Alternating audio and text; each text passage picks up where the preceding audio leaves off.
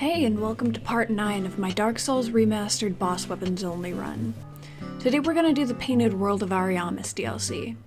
There are a couple reasons for doing this before going after the last two Lord Souls. First of all, the only weapons I have left to pick up are from the DLCs and the one transmuted from Gwendolyn's soul. And doing the Painted World of Ariamis takes me back to Anor Londo, which makes it convenient to take out Gwendolyn on the way. Secondly, I still need more souls to be able to use the Greatsword of Artorias, and the Phalanx in the Painted World is a fantastic soul farm. Of course, I only remembered that the Phalanx farming spot was a thing when I came across it in the DLC, but we'll talk about that more a bit later. So first things first, we have to actually open up the DLC area. To unlock that big-ass painting in Anor Londo, we need the peculiar doll item, which is hidden all the way back in the Undead Asylum, in the cell we woke up in all those hours ago. You don't actually have to fight the stray demon here. You can just skirt around the edge of the room where you fought the Asylum demon and make your way back to the doll. But I figured, what the hell, I've already killed this boss 2 times already. Should be some easy souls. And yeah, that's exactly what it was. Wild how much easier a boss fight is when you've already killed a bigger, stronger, more on fire version of it.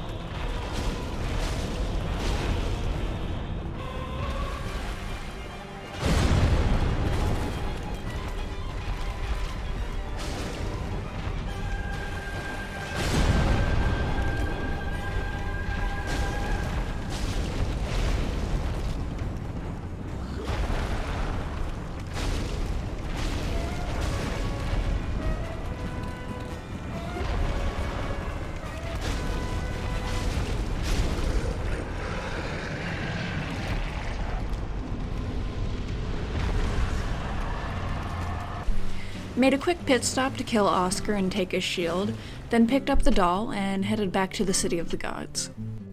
Since we're here, and since the Painted World only has one actual boss, I figured now would be a good time to take out Gwendolyn too. So I chuck a knife at the giant illusory woman, deal with the 2 chuckle fucks hanging around outside Ornstein and Smo's arena, and then get absolutely slaughtered by the Firekeeper. Being parried and skewered feels wildly unfair, which is exactly why I killed her with a big old dose of her own medicine. Now Gwendolyn. They're a pretty straightforward boss fight, but it did take a while. I just hid behind a pillar whenever he cast the little homing missile spell, and then run up to get a couple of hits in before he teleports away.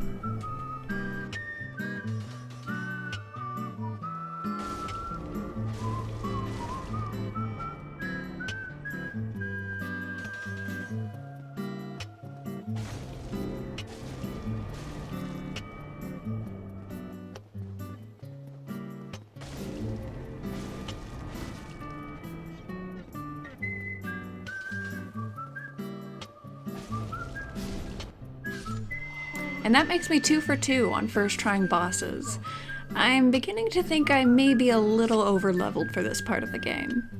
But now I can go feed Anastasia another soul, and upgrade my Estus, then farm souls from the Painting Guardians in Anor Londo to be able to upgrade a short bow to +10, and then use it to transmute Gwendolyn's soul into the Dark Moon bow.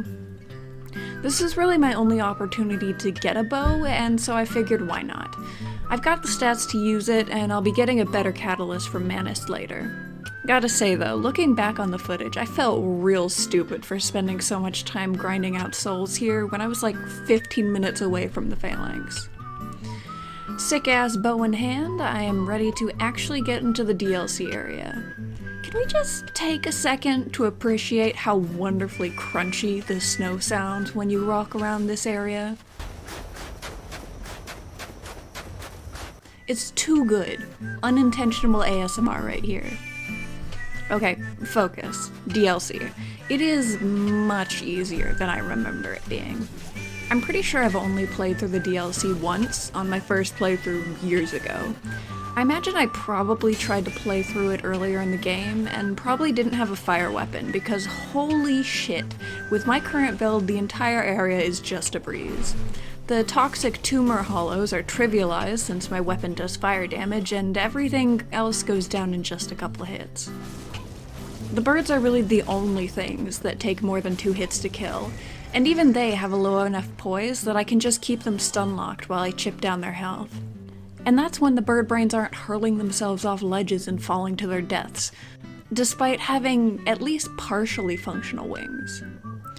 I'm really glad I decided to kill Gwendolyn for this episode too, because if I hadn't, this video would be like 5 minutes long. It took me half an hour to get all the way through it, and that's with taking some time running around picking up random items and souls too. Before I knew it, the only thing left to do was kill Priscilla. I think this was the first am I the bad guy moment I had while playing a video game, because she just doesn't deserve to die. But her soul can be forged into a side that's metal as shit, so down she goes. The poise damage from the Fury Sword is enough to knock her out of invisibility with just a couple hits, and it doesn't take long to empty her health bar after that.